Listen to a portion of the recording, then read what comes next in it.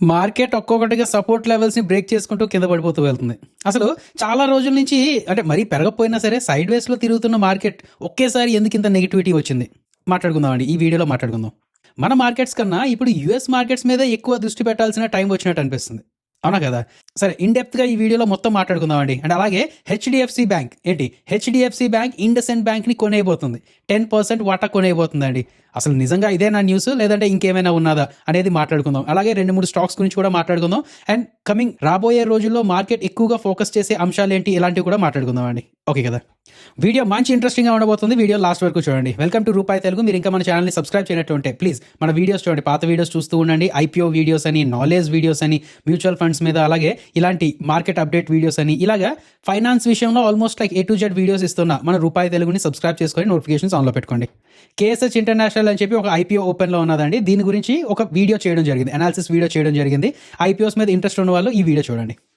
Right. First US markets పరంగా మాట్లాడాలంటే నిన్న నాస్డాక్ ఇంచుమించు ఒక 0.5% పడిందండి. డౌ జోన్స్ చూసుకున్న, ఎస్ఎన్పి చూసుకున్న అంతలా ఫాలో అవ్వలేదు కానీ నాస్డాక్ ఎక్కువగా ఫాలో అయింది. అండ్ దాని తాలూకా ఇంపాక్ట్ మన ఇండియన్ మార్కెట్స్ మీద ఎక్కువ ఉంటూ ఉన్నదండి. ఎందుకు అంటే ద మెయిన్ రీజన్ ఈస్ అక్కడ యూఎస్లో టెక్ అండ్ ఏఐ సెక్టర్ ఇందులో ప్రాఫిట్ బుకింగ్ జరుగుతూ వస్తుంది. అదే కదా. సో జనరల్గా చూసుకుంటే ఈ ఏఐ బూమ్ వల్ల అక్కడ ఏఐ స్టాక్స్ చాలా పెరుక్కుంటూ వెళ్ళిపోయాయండి. సో అందుకని ఏఐ స్టాక్స్లో కొంచెం వెయిట్ అండ్ వాచ్ మోడ్ అనుకోండి, ప్రాఫిట్ బుకింగ్ అనుకోండి, ఏదో జరుగుతుంది. దాని తాలూకా ఇంప్లికేషన్స్ ఇటు టెక్ స్టాక్స్లో కూడా పడుతూ ఉన్నాయన్నమాట. అండ్ అక్కడ టెక్ స్టాక్స్ పడుతూ ఉండడం వల్ల మన ఇండియన్ తాలూకా టెక్ స్టాక్స్ అని అండ్ మిగతా ఎకానమీ మీద డిపెండ్ అయిన స్టాక్స్ కూడా ఫాలో అవుతూ వస్తున్నాయండి. అదే లేదా. సరే ఒక అర నిమిషం లేదంటే నిమిషం చాలా జాగ్రత్తగా వినండి. అసలు ఇప్పుడు జరుగుతున్న స్టోరీ ఏంటనేది మీరు అప్డేటెడ్గా ఉండాలన్నమాట. అదే కదా. ఇది చాలా ఇంపార్టెంట్ థీమ్. సరే 2025 ఏదో గడిచిపోయింది. బట్ 2026 మార్కెట్ని నడిపే మేజర్ థీమ్ అవ్వనుందండి ఇది. అసలు మార్కెట్ ఇప్పుడు ఎందుకు వీక్గా ఉన్నది? ఫస్ట్గా చెప్పాలంటే ఏఐ ఫియర్ అండి. ఏఐ బబుల్ స్టార్ట్ అయ్యిందా ఏంటి? టెక్ స్టాక్స్ తాలూకా వాల్యుయేషన్స్ బాగా ఎక్కువైపోయాయా? మనం వీటికి ఏదైతే వాల్యుయేషన్స్ ఇచ్చామో అంత అవసరం లేదా? అసలు నిజంగా రేపు పొద్దున వీళ్ళు ప్రాఫిట్స్లోకి వస్తారా? అది సస్టైన్ అవుతుందా లేదా? ఇలా చాలా ఫియర్స్ ఉన్నాయన్నమాట. 2, US tech taluka cell of. నిన్న ఏం జరిగిందంటే బ్రాడ్కామ్ అని చెప్పి ఒక 5-6% అలా పడ్డదండి. అలాగే ఒరాకిల్ అని, మైక్రోసాఫ్ట్ అని, సర్వీస్ నవ్ అని ఇలాంటి టెక్ స్టాక్స్ అండ్ ఏఐతో ఎక్కువ సంబంధం ఉన్న స్టాక్స్లో ప్రాఫిట్ బుకింగ్ జరిగింది. Next third main thing waiting game. ఇది చాలా ఇంపార్టెంట్ ఫ్యాక్టర్ ఉన్నది. ఏంటంటే ట్రేడర్స్ ఇప్పుడు అగ్రెసివ్గా ట్రేడ్ చేయడం లేదు. ఎందుకంటే ఈ వీక్లో కొంచెం మ్యాక్రో డేటా ఉన్నదండి. ఇన్ఫ్లేషన్ అని, జాబ్స్ అని వీటి కోసం వెయిట్ చేస్తూ ఉన్నారు. సో దానివల్ల ఏంటంటే నేను ఏం చెప్తున్నానంటే బయింగ్ ఎక్కువగా జరగట్లేదు అనమాట. ఈ 2 ఫ్యాక్టర్స్ వల్ల ఏంటంటే సెల్లింగ్ చేసుకుంటూ వస్తున్నారండి జనాలు. బట్ వాళ్ళు సెల్ చేస్తుంటే దాన్ని డిస్కౌంట్లో తీసుకొని బయర్స్ ఎప్పుడు ఉండేవారు కదా. ఇప్పుడు ఆ బయర్స్ లేరనమాట. దానికి ఒక రీజన్లో చెప్పాలంటే వెయిటింగ్ గేమ్. ఏంటేంటి ఉన్నాయి ఈ వీక్లో ఏంటేంటి ఉన్నాయి అనేది మాట్లాడుకుందామండి. బట్ నేను చెప్పొచ్చేది ఏంటంటే టెంపరీగా ఆ ఈవెంట్స్ అన్నీ అయిపోయిన తర్వాత కూడా ఆ సెల్ ఆఫ్ స్టిల్ కంటిన్యూ అవుతుంది అంటే ఈ ఏఐ ఫియర్ ఏదైతే ఉన్నదో ఈ బబుల్ నిజమయ్యే ఛాన్సెస్ ఉంటాయండి. అర్థమైంది లేదండి. సో అందుకనే నేను స్టార్టింగ్లో యూఎస్ మార్కెట్స్ మీద మన మార్కెట్స్ ఎక్కువగా డిపెండ్ ఉన్నాయి అని చెప్పేది. నా ఈ వెయిటింగ్ గేమ్ అని చెప్పుకున్నాం కదా, అది ఎందుకు ఏంటి అనేది మాట్లాడుకుందామండి. ఎకనామిక్ క్యాలెండర్ చూస్తే ఇవాళ నైట్ 7 గంటలకు అలాగా యూఎస్లో నాన్ ఫార్మ్ పేరోల్స్ అని, అన్ఎంప్లాయ్మెంట్ రేట్ అని, హౌసింగ్ అని, అక్కడ తాలూకా ఇన్ఫ్లేషన్ ఇది కాదండి రిటైల్ సేల్స్. బట్ ఎనీవేస్ ఏంటంటే అక్కడ ఎంప్లాయ్మెంట్ ఎలా ఉన్నదో ఏంటి అనేది ఇవాళ తెలుస్తుంది. అండ్ దాని తర్వాత కూడా థర్స్డే నాడు అక్కడ తాలూకా ఇన్ఫ్లేషన్ డేటా వస్తుందండి. సో ఇప్పటి తాలూకా ఇన్ఫ్లేషన్ ఎలా ఉన్నది, ఇప్పటి తాలూకా జాబ్స్ డేటా ఎలా ఉన్నది అనేది మొత్తం చూసుకొని యాక్ట్ చేద్దాం అనుకుంటున్నారేమో. సో దానివల్ల ఆ వెయిటింగ్ గేమ్ వల్ల ఎక్కువ బయింగ్ అనేది జరగటం లేదండి. ఇది నా ఒపీనియన్. మీరేమనుకుంటున్నారు ఏంటనేది కింద కామెంట్స్లో పెట్టండి. అండ్ ఆ లక్షవారం తాలూకా మార్కెట్ కూడా అయిపోయిన తర్వాత ఈ ఏఐ తాలూకా వీక్నెస్ కంటిన్యూ అవుతూ అండ్ ఇక్కడ బయర్స్ ఎక్కువగా లేరు అంటే మాత్రం అదొక వరీసమ్ ఫ్యాక్టర్. నా మార్కెట్ ఇంతలా ఫాలో అవుతున్నా సరే ఒక సెక్టర్ కొంచెం బాగా పెరుగుతుందండి. నిన్న చూసుకున్నా ఇవాళ చూసుకున్నా ఏంటది లేకపోతే ఎక్కువ పడటం లేదు. ఏంటంటే అది ఎఫ్ఎంసీజీ. అసలు నిఫ్టీ అంతలా పడుతున్నా సరే ఎఫ్ఎంసీజీ ఇండెక్స్ ఎందుకు పెరుగుతుంది? దీన్నే డిఫెన్సివ్ స్ట్రాటజీ అంటారండి. అసలు దాని అర్థం ఏంటి? యాజ్ అన్ ఇన్వెస్టర్ మనం కూడా ఈ స్ట్రాటజీ ఫాలో అవ్వచ్చా అంటే ఈ టైంలో జనరల్గా ఎఫ్ఎంసీజీ స్టాక్స్ మన పోర్ట్ఫోలియోలో యాడ్ చేసుకోవాలా లేదా ఏంటనేది చూద్దామండి. ఫస్ట్ కాన్సెప్ట్ ప్రకారం ఎఫ్ఎంసీజీ అంటే మీకు తెలుసు కదా, ఫాస్ట్ మూవింగ్ కన్జ్యూమర్ గుడ్స్. మనం డైలీ వాడే సోప్స్ అని, షాంపూ అని, బిస్కెట్స్ అని, చిప్స్ అని, టూత్పేస్ట్, ఆటా, ఆయిల్ ఇవే అనమాట. సో ఈ ఇండస్ట్రీ దేని మీద ఆధారపడి ఉంటుందంటే లాజిక్ సింపుల్ అండి. ఎకానమీ బాగున్నా బాగోపోయినా, రెసిషన్ వచ్చినా రాకపోయినా మనం బ్రష్ చేయడం కామన్ కదా, మనం తినడం కామన్ కదా, స్నానం చేయడం కామన్ కదా, అవునా కదా అండి. సో నేనేమంటున్నానంటే ఇలాంటి బేసిక్ గుడ్స్ అనేది కంపల్సరీగా మనం వాడుతూ ఉంటాం. సో అవి ఎక్కువగా సప్లై చేసే ఈ ఎఫ్ఎంసీజీ స్టాక్స్ ఏవైతే ఉన్నాయో వాటిని డిఫెన్సివ్ ప్లస్ కన్జంప్షన్ స్టోరీ కింద తీసుకుంటూ ఉంటారనమాట. అండ్ వాటిని డిఫెన్సివ్ స్టాక్స్ అని అంటారు. ఎందుకంటే మార్కెట్లో ఎక్కువ వాలటిలిటీ వస్తే ఎకానమీ సైకిల్ ఎలా ఉన్నది, మార్కెట్ సైకిల్ ఎలా ఉన్నది, లేదంటే ఒక అన్సర్టనిటీ అనేది తెలియనప్పుడు అండ్ ఒక అన్సర్టనిటీ ఉన్న టైంలో ఈ ఎఫ్ఎంసీజీ ర్యాలీ అవుతూ ఉంటుందండి. సరే ఒక పని చేద్దాం అండి, జనరల్గా చెప్పుకోకుండా ఇప్పుడు ఎందుకు పెరుగుతుంది అనేది చెప్పుకుందాం. ఫస్ట్ రీజన్లో చెప్పాలంటే రూరల్ తాలూకా రికవరీ బాగున్నది. FY26 తాలూకా రిపోర్ట్స్ ప్రకారం వాల్యూమ్ గ్రోత్ మళ్ళీ పికప్ అవుతుంది కదా, ఎస్పెషల్లీ విలేజెస్లో మాన్సూన్ బాగుంది అండ్ ఇన్కమ్స్ కూడా కొంచెం పెరిగినట్టయితే ఒక 5-8% వాల్యూమ్ గ్రోత్ ఎక్స్పెక్ట్ చేస్తున్నారండి రూరల్ సైడ్ నుంచి. Next defensive shift. రీసెంట్గా ఇప్పుడు మనం మాట్లాడుకున్నాం కదా, హై రిస్క్ ఉండే సెక్టర్స్ లైక్ స్మాల్ క్యాప్స్ అని, పిఎస్యూస్ అని, మెటల్స్ అని, వీటి నుంచి ప్రాఫిట్ బుక్ చేసుకొని సేఫ్టీగా ఉండే ఎఫ్ఎంసీజీ బాస్కెట్లోకి మనీ షిఫ్ట్ చేస్తూ ఉంటారు. దీన్నే క్యాపిటల్ ప్రొటెక్షన్ అంటారు అన్నమాట. అదే కదా. నెక్స్ట్ ప్రీమియం వాల్యుయేషన్స్ పరంగా చెప్పాలంటే ఎఫ్ఎంసీజీ కంపెనీస్కి యూజువల్లీ డెట్స్ తక్కువ అండి, ROI ఎక్కువ ఉంటుందన్నమాట. అందుకనే స్టడీ కాంపౌండింగ్ స్టాక్స్ అంటారు. సో వాల్యుయేషన్స్ కొంచెం ఎక్స్పెన్సివ్గా ఉన్నా సరే సేఫ్టీ కోసం ఇన్వెస్టర్స్ ఇక్కడికే వస్తూ ఉంటారు ఒక ఎక్కువ అన్సర్టనిటీ ఉన్న టైంలో. అయితే మమ్మల్ని ఏం చేయమంటారు సార్, మేము కూడా ఇలా ఎఫ్ఎంసీజీ స్టాక్స్ పిక్ చేసుకోవాలా అంటే, నేను అదే అంటున్నానండి, ఈ వాలటిలిటీ ఏదైతే ఉన్నదో, లేదు అంటే ఒకలా చెప్పాలి అంటే అన్సర్టనిటీ ఏదైతే ఉన్నదో, ఇదంతా ఉన్నంత వరకు ఈ ఎఫ్ఎంసీజీ స్టాక్స్లోకి కొంచెం కొంచెంగా డబ్బులు వెళ్ళే ఛాన్సెస్ ఉంటాయి. అండ్ ఒక్కసారి అన్సర్టనిటీ బయటకు వచ్చేస్తే, అంటే ఇప్పుడు ఫర్ ఎగ్జాంపుల్ మంది చూసుకుంటే ఎవరైనా ఒకరు వచ్చి ఏ స్టాక్స్లో బబుల్ లేనే లేదు ఇంకా బాగా పెరుగుతుందని చెప్పినాయి, అండ్ యూఎస్ అండ్ ఇండియా ఈ రెండింటి మధ్యన సంబంధాలు బాగా కుదిరి, అంటే ఆ ట్రేడ్ డీల్స్ ఏవైతే ఉన్నాయో బాగా అయిపోయి, అండ్ ఇలాగ ఒక 4-5 మంచి మంచి రీజన్స్ వచ్చాయనుకోండి, అప్పుడు రిస్క్ ఆఫ్ మోడ్ ఏదైతే ఉన్నదో అది పక్క వెళ్ళిపోయి రిస్క్ ఆన్ మోడ్ వచ్చేస్తుంది. అంటే ఎక్కువగా రిస్క్ తీసుకోవడానికి జనాలు ఇష్టపడుతుంటారు అనమాట. అప్పుడు ఏం చేస్తారో తెలుసా అండి, ఈ ఎఫ్ఎంసీజీ స్టాక్స్ని అమ్మేసుకుంటారు, లేదు అంటే బయింగ్ చేయడం మానేస్తారు. సో ఎఫ్ఎంసీజీ ఎప్పుడు అంతే అండి, పరిస్థితులు బాగున్న టైంలో పెరుగుతూ ఉంటుంది, పరిస్థితులన్నీ చక్కబడిన తర్వాత ఇది కొంచెం ఫాలో అవుతూ ఉంటుంది. అంటే జనరల్గా ఏంటంటే ఎఫ్ఎంసీజీ అండ్ గోల్డ్ ఈ రెండిట్లో డిఫరెన్స్ ఏంటంటే, గోల్డ్ కూడా అంతే అండి, ఈక్విటీ మార్కెట్స్లో అన్సర్టనిటీ ఉన్నప్పుడు ఎక్కువ కొంటూ ఉంటారు, దాని తర్వాత ఈక్విటీ మార్కెట్స్ నార్మల్ అయిపోయిన తర్వాత కూడా మెల్లిమెల్లిగా కొంటూ వెళ్తుంటారు, ఇంకా పెరుగుతూ ఉంటుంది. బట్ ఎఫ్ఎంసీజీ ఏంటంటే ఆ అన్సర్టనిటీ ఉన్నంత వరకు ఎఫ్ఎంసీజీ స్టాక్స్ కొంటూ ఉంటారు. ఒక్కసారి అక్కడి నుంచి బయటకు వచ్చి ఒక సర్టెనిటీ ఆర్ ఒక హోప్ వచ్చేస్తే ఈ స్టాక్స్ అమ్మేసి అప్పుడు ఆ స్టాక్స్లోకి వెళ్తారు, రిస్క్ ఆన్ మోడ్లోకి వెళ్తుంటారండి. అదేనా లేదా? సో ఇప్పుడు జస్ట్ వాచ్ చేయండి, అండ్ నెక్స్ట్ టైం ఇలాంటి కండిషన్ ఏమైనా వచ్చినప్పుడు మీరు కావాలంటే యాక్షన్ తీసుకోవచ్చు. ఇప్పుడు ఎఫ్ఎంసీజీ పరంగా మాట్లాడాలి అంటే ఒక 3 రిస్క్స్ ఉన్నాయని చెప్పుకోవచ్చు అండి ఎఫ్ఎంసీజీలో. ఫస్ట్ థింగ్ ఏంటంటే, ఇప్పటి వరకు రెవెన్యూస్ పెరుగుతున్నాయి, ప్రాఫిట్స్ పెరుగుతున్నాయి, అంతా బాగానే ఉన్నది. బట్ అదంతా ప్రైస్ పెరగడం వల్ల. ఇప్పుడు 100 రూపాయల్లో దొరికే ఆయిల్ 120 రూపాయలకి అమ్ముతున్నారు అనమాట. సో దానివల్ల రెవెన్యూస్ పెరుగుతున్నాయి, దానివల్ల ప్రాఫిట్స్ పెరుగుతున్నాయి. బట్ వాల్యూమ్ అంతలా పెరగడం లేదండి. ముందు 100 ఆయిల్ ప్యాకెట్లు అమ్ముడిపోతే ఇప్పుడు మహా అయితే 105 అలాగే అమ్ముడిపోతున్నాయి, లేదంటే కొన్నిసార్లు తగ్గిపోతున్నాయి కూడా. సో ఇటు వాల్యూమ్స్ పెరగకన్నా ఓన్లీ ప్రైస్ పెంచుకోవడం వల్ల రెవెన్యూస్ పెరుగుతున్నాయి అంటే అది అంతలా సస్టైనబుల్ కాదు. ఇప్పుడు ప్రస్తుతానికి ఇలాగ ఉన్నా సరే ఆ ప్రైస్ లెడ్ గ్రోత్ ఏదైతే ఉన్నదో అంత సస్టైనబుల్ కాదండి, వాల్యూమ్ లెడ్ గ్రోత్ కావాలన్నమాట.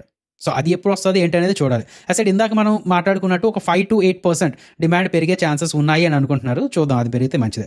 Next margin squeeze. ఇప్పుడు ప్రైసెస్ వీళ్ళు పెంచుతున్నారు, బట్ కింద కూడా రా మెటీరియల్ తాలూకా ప్రైసెస్ కూడా పెరుగుతున్నాయండి. సో ఆ మార్జిన్స్ ఎక్కువ స్క్వీజ్ అవ్వకుండా ఉంటే చాలు అనమాట. అండ్ వాల్యుయేషన్స్, అఫ్కోర్స్ ఇప్పుడు కొంచెం వాల్యుయేషన్స్ పెరిగినా సరే ఇంకా బై చేసుకుంటూ వస్తుంటారు జనాలు, బట్ ఆ స్కై హై వాల్యుయేషన్స్కి వెళ్ళిపోతే అప్పుడు ఇంక ఇది కూడా కొనరు కదండి, అప్పుడు ఇంకా గోల్డ్లోకో లేదంటే ఎఫ్డీసీ ఇలాంటివి చేస్తూ ఉంటారు. సో ఇలాంటి రిస్క్ కూడా ఉంటుందండి. సో అంటే ఇప్పుడు చెప్తున్నాను, బాగా ఎఫ్ఎంసీజీలో బుల్లిష్గా ఉండాలి అని, అండ్ అక్కడ నుంచి ఎక్కువ రిటర్న్స్ రావాలి అంటే జరగాల్సింది ఏంటంటే రూరల్లో డిమాండ్ నిజంగా పెరగాలి, వాల్యూమ్ గ్రోత్ అంటే అనలిస్టులు ఎక్స్పెక్ట్ చేస్తున్నట్టు 6-8% ఎంతో పెరగాలి, అండ్ ఆ రిస్క్ ఆఫ్ మోడ్ ఏదైతే ఉన్నదో అది కూడా కంటిన్యూ అవుతూ ఉండాలి. ఒక్కసారి రిస్క్ ఆన్ మోడ్ వచ్చిందా ఇంకా స్మాల్ క్యాప్స్కి, మిడ్ క్యాప్స్కి ఇలాంటివి పరిగెడుతూ ఉంటారు, అండ్ ఎఫ్ఎంసీజీ అండర్ పర్ఫామ్ చేస్తుంటుంది. అండ్ ఈ ఎఫ్ఎంసీజీ డిస్కషన్ క్లోజ్ చేయకముందు ఇచ్చోండి జిఎస్టీ రేట్ కట్స్ ఏవైతే ఉన్నాయో దీనివల్ల యాక్చువల్ డిమాండ్ ఇప్పుడు స్టార్ట్ అవుతుంది, సో యాక్చువల్ బెనిఫిట్స్ ఇప్పుడు స్టార్ట్ అయ్యేటట్టు ఉన్నాయి అని చెప్పి ఐసిఐసిఐ సెక్యూరిటీస్ వాళ్ళు చెప్తున్నారు. అండ్ అలాగే ఇప్పుడు వింటర్ కూడా బాగా ఎక్కువ ఉంది కదా, జనరల్గా వింటర్ తాలూకు కింగ్స్ ఏంటంటే హెచ్యుఎల్ అని, ఇమామి అని, ఎందుకంటే కోల్డ్ క్రీమ్స్ అని, లోషన్స్ అని ఇలాంటి కొంచెం సేఫ్ అవుతూ ఉంటాయి. అండ్ జనరల్ బెనిఫిషరీస్ ఈ బ్రిటానియా అని, డాబర్ అని, బజాజ్ కన్జ్యూమర్ అని వీళ్ళు కూడా ఉంటూ ఉంటారు. సో ఇలాంటి స్టాక్స్ కొంచెం ఫోకస్లో పెట్టుకుంటూ ఉండండి. అది చెప్తున్నాను కదా, ఆ రిస్క్ ఆన్ మోడ్ రానంత వరకు పర్వాలేదు, ఒకసారి వచ్చిన తర్వాత వీటి మీద కొంచెం దృష్టి తగ్గుతుంది అనమాట. అర్థమైందా లేదండి? ఎఫ్ఎంసీజీ గురించి మీకు క్లియర్ కట్గా చెప్పడం జరిగింది, ఎంతవరకు అర్థమైంది ఏంటనేది కింద కామెంట్స్లో పెట్టండి, అండ్ మీ ప్లాన్ ఆఫ్ యాక్షన్ ఏంటనేది కింద కామెంట్స్లో పెట్టండి. రైట్, ఈ న్యూస్ చూసారా లేదా? హెచ్డిఎఫ్సి బ్యాంక్, ఇది హెచ్డిఎఫ్సి బ్యాంక్ ఇండస్ఇండ్ బ్యాంక్లో 9.5% స్టేక్ కొనేస్తుందండి. అంటే ఇద్దరు ప్రైవేట్ బ్యాంక్సే అండ్ ఆల్మోస్ట్ లైక్ కాంపిటేటర్స్, నిజంగా కాంపిటేటర్సే. ఇండస్ఇండ్ బ్యాంక్ ఈ మధ్య కొంచెం నెగిటివ్ సెంటిమెంట్స్లో ఉంది, కానీ లేదు అంటే మంచి బ్యాంక్ టైపే కదా. అలాంటప్పుడు వచ్చిన న్యూస్ ఏంటి, నిజంగా హెచ్డిఎఫ్సి బ్యాంక్ ఇండస్ఇండ్ బ్యాంక్ని కొనేస్తుందా అనేది మాట్లాడుకోవాలంటే ఫస్ట్ ఇక్కడ జాగ్రత్తగా వినండి. హెచ్డిఎఫ్సి బ్యాంక్స్ అగ్రిగేట్ హోల్డింగ్ అంటే దాని అర్థం ఏంటి? హెచ్డిఎఫ్సి బ్యాంక్ కొనట్లేదు. హెచ్డిఎఫ్సి బ్యాంక్ తాలూకా గ్రూప్ ఎంటిటీస్ ఉంటాయి కదా, లైక్ హెచ్డిఎఫ్సి మ్యూచువల్ ఫండ్ అని, హెచ్డిఎఫ్సి లైఫ్ ఇన్సూరెన్స్ అని, హెచ్డిఎఫ్సి ఎర్గో అని, ఇలాంటి వాళ్ళందరూ కలిపి ఇండస్ఇండ్ బ్యాంక్లో ఇన్వెస్ట్ చేసుకున్నారు ఇప్పటి వరకు. చేసుకుంటారు కదండి. మ్యూచువల్ ఫండ్స్ అన్నాక ఇన్వెస్ట్ చేసుకుంటాయి కదా, లైఫ్ ఇన్సూరెన్స్ అన్నాక ఇన్వెస్ట్ చేసుకుంటాయి కదా. అవి ఇప్పటి వరకు ఏంటంటే ఒక 5% వరకు మాత్రమే ఇన్వెస్ట్ చేసుకోవాలి అని చెప్పి రూల్ ఉన్నది ఆర్బీఐది. ఏంటి, ఒక బ్యాంక్ తాలూకా సబ్సిడీస్ అయినా ఏదైనా సరే ఇంకొక బ్యాంక్లో 5% మాత్రమే కొనుక్కోవడం అంటే టేక్ ఓవర్ కాదు, ఇన్వెస్ట్ చేసుకోవచ్చు అని చెప్పి రూల్ ఉన్నది ముందు ఆర్బీఐది. దాన్ని ఇప్పుడు 9.5% చేయడం జరిగిందండి. సో మీకు ఇప్పుడు అర్థం అవ్వాల్సిన విషయం ఒకటేంటంటే, హెచ్డిఎఫ్సి బ్యాంక్ ఇండస్ఇండ్ బ్యాంక్ని టేక్ ఓవర్ చేసుకోవటం లేదు, లేదంటే హెచ్డిఎఫ్సి బ్యాంక్ ఇండస్ఇండ్ బ్యాంక్ తాలూకా బోర్డులో కూర్చొని 10% వాటా తీసుకోవటం లేదు. హెచ్డిఎఫ్సి బ్యాంక్ తాలూకా మ్యూచువల్ ఫండ్స్ అని, లైఫ్ ఇన్సూరెన్స్ అని ఇలాంటి వాళ్ళు ఇండస్ఇండ్ బ్యాంక్లో ఇన్వెస్ట్ చేసుకుంటున్నారు. ఇన్వెస్ట్మెంట్ మాత్రమే, మనం ఎలా ఇన్వెస్ట్ చేసుకుంటున్నామో వాళ్ళు కూడా ఇన్వెస్ట్మెంట్ మాత్రమే చేస్తున్నారండి. అయితే ముందు 5% వరకు ఆర్బీఐ ఒప్పుకునేది, ఇప్పుడు 9.5% వరకు ఒప్పుకుంది. కాన్సెప్ట్ అర్థమైందా లేదా? నా ఇది ఎవరికి పాజిటివ్? హెచ్డిఎఫ్సి బ్యాంక్కి పాజిటివా లేక ఇండస్ఇండ్ బ్యాంక్కి పాజిటివా? ఆలోచించండి ఒకసారి. నన్ను అడిగితే ఇండస్ఇండ్ బ్యాంకే పాజిటివ్, ఎక్కువ పాజిటివ్. ఎందుకు? హెచ్డిఎఫ్సి బ్యాంక్ దీని మీద నమ్మకం పెట్టుకుంది. ఇప్పటి వరకు 5% ఇన్వెస్ట్ చేసింది, బట్ ఇంకా ఎక్కువ ఇన్వెస్ట్ చేద్దాము అని చెప్పి అనుకుంటుంది అనమాట. అంటే ఇండస్ఇండ్ బ్యాంక్ మీద ఎక్కువ నమ్మకం ఉన్నట్టా లేదా చెప్పండి? అదేనా లేదా? అండ్ ఇంకొక విషయం ఏంటంటే, ఒక స్మార్ట్ మనీ, ఒక ఇన్స్టిట్యూషన్ మనీ ఇండస్ఇండ్ బ్యాంక్లోకి వస్తుంది అంటే ఒక 10% of the money institution money వస్తుంది. కాబట్టి రేపు పొద్దున్న ఎప్పుడైనా మార్కెట్లో ఒక అన్సర్టనిటీ ఉన్నా, లేకంటే చిన్న చిన్న డిస్టర్బెన్సెస్ ఏవైనా ఉన్నా మనలాంటి వాళ్ళు అమ్మేస్తుంటాం, కానీ వీళ్ళు అమ్మరు కదా. అదేనా లేదండి? So big money, smart money ఎక్కువ ఉంటే ఏంటంటే అది మంచి విషయం అనుకుంటూ ఉంటారు. నా ఇప్పుడు హెచ్డిఎఫ్సి మ్యూచువల్ ఫండ్ ఇండస్ఇండ్ బ్యాంక్లో ఇంకా ఎక్కువ స్టేక్ తీసుకుంటుంది అంటే వాళ్ళకి ఏమైనా వాల్యూ బయింగ్ కనిపించింది అంటారా? అట్రాక్టివ్గా అనిపించింది అంటారా? ఒకవేళ అదే అయితే మాత్రం ఇండస్ఇండ్ బ్యాంక్కి కొంచెం పాజిటివ్, అంటే ఈ న్యూస్ అనేది పాజిటివ్ లాగే అనిపిస్తుంది. అసలు ఇది డైరెక్ట్ ఫైనాన్షియల్ అడ్వైస్ కాదండి, ఒకసారి అంటే ఇది ఒక ఎడ్యుకేషనల్ ఇన్ఫర్మేషన్ కంటెంట్గానే తీసుకోండి. సో మార్కెట్కి ఇదంతా అర్థం కావడం కొంచెం టైం పడుతుందండి. అఫ్కోర్స్ పెద్ద పెద్ద వాళ్ళకి ఈజీగా అర్థం అవుతుంది, బట్ చిన్న వాళ్ళకి ఏంటంటే అంటే ముందు హెచ్డిఎఫ్సి బ్యాంక్ ఇండస్ఇండ్ బ్యాంక్ కొనేస్తుంది అనుకుని ఎక్కువ మంది కొనేస్తారు ఇండస్ఇండ్ బ్యాంక్ని, దాని తర్వాత లేదా జస్ట్ ఇన్వెస్ట్మెంట్ అని చెప్పి కొంత బయటకు వస్తుంటారు. సో కొంతలా చూసుకుంటే ఆ ప్రాబ్లం వస్తుంది అన్నమాట. ఇది ఒక మర్జర్ కాదు, జస్ట్ ఒక ఇన్వెస్ట్మెంట్ అని తెలుసుకునేసరికి కొంచెం ప్రాబ్లం వస్తూ ఉంటుంది. బట్ వన్స్ అంతా సెటిల్ అయిన తర్వాత కూడా ఇది ఒక మంచి న్యూస్ టైపే అండి, ఇండస్ఇండ్ బ్యాంక్కి ఒక మంచి న్యూస్ టైపే. సో దీన్ని కూడా మీ అనాలిసిస్లోకి యాడ్ చేసుకోండి. రైట్, ఇంకా టాటా పవర్ గురించి మాట్లాడాలంటే ఈ మధ్య కొంచెం ఎక్కువ న్యూస్లో ఉన్నది కదా. వీళ్ళు టార్గెట్స్ పెట్టుకుంటూ వచ్చారండి ఒక్కొక్కదానికి. FY30 కల్లా FY30 కల్లా $3 బిలియన్ ఇన్వెస్ట్ చేస్తాము అంటున్నారు. అది అటు ఇటు చూసుకుంటే ఒక 25,000 crore రూపీస్ అండి. FY30 కల్లా ఒక 25,000 crore రూపీస్ ఇన్వెస్ట్ చేస్తాము అని అంటున్నారు. ఎందులోని? రెన్యూవబుల్ ఎనర్జీలో, క్లీన్ ఎనర్జీలో, లైక్ సోలార్ అని, విండ్ అని, హైబ్రిడ్ అని ఇలాంటి ప్రాజెక్ట్స్కి వాడతాము అని అంటున్నారండి.